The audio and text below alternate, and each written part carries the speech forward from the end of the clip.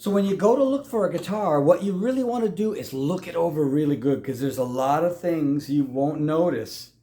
And when you get it home, you don't want to notice things like issues here, especially on an acoustic, or it pulling up. A lot of times acoustics will pull up.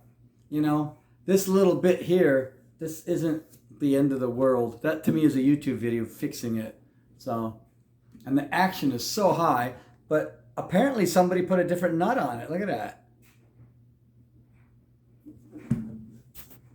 So that's the purchase, $120. I think this is like $330 new, and really the guitar is in pretty new condition, other than this little crack here and the bridge pulling up. It hasn't been played. I can tell it hasn't been played.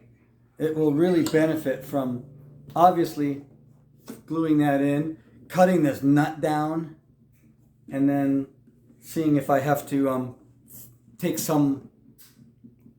A lot of times there's a little, like a shim in here, and sometimes you can just take the shim out and it'll lower the action down, or you got to sand it, which is a pain. So you got to make good guesswork when you put it back together. You haven't gone too far.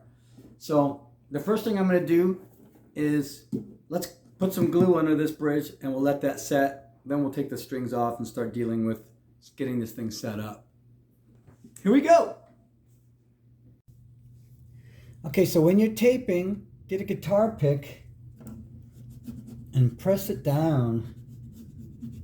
I'm going to be using 5-minute epoxy, and I don't want to get it everywhere.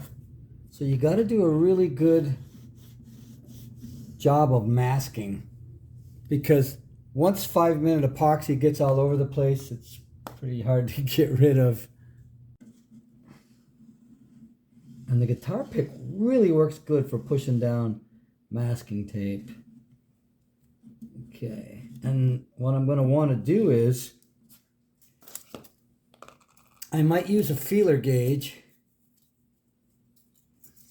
that when I get all that glue mixed, because it's got to go in quite a ways, as you can see.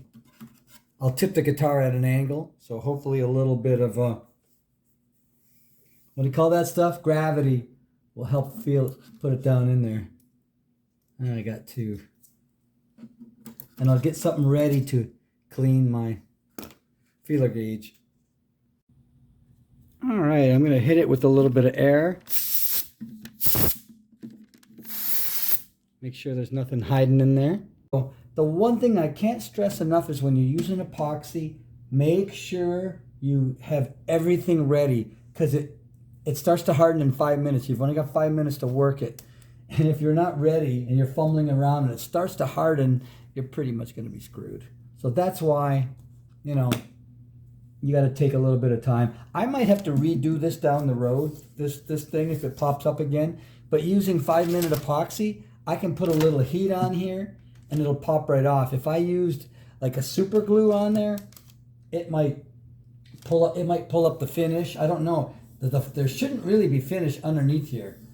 And on cheaper guitars, there is a lot of times, so I'm not sure if a $330 Fender from, where's this thing from? Indonesia has, if they've taken the finish off underneath this. My guess is probably not. But anyway, get everything ready. I can't stress that enough. Okay, I've stressed it enough. Here is another little tip. When you work on guitars, save the wood dust. Here's Paul Farrell. That was from a Fender. This is mystery wood. I can't quite make it out. And this is rosewood. So I'm going to put some, I don't even know what kind of wood it is already. I forgot. But if you're doing a repair on something and you have the right color wood, you mix it with glue and it dries, you don't notice it nearly as much. So hang on to wood. All right, I got the guitar kind of taped vertically. I've got a little bit of a ledge here, and here we go.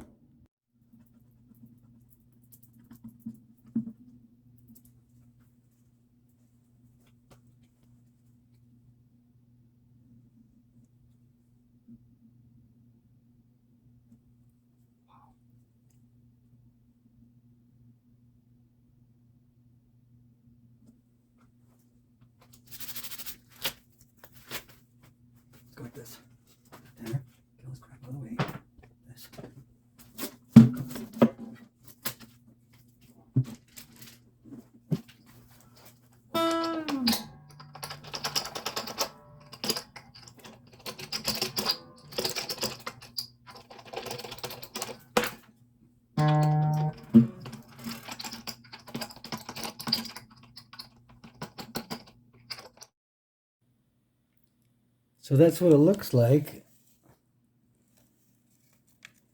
Quite a bit of epoxy went in there. So we might be okay. And if we're not, we'll just heat it up and pop it off and redo it.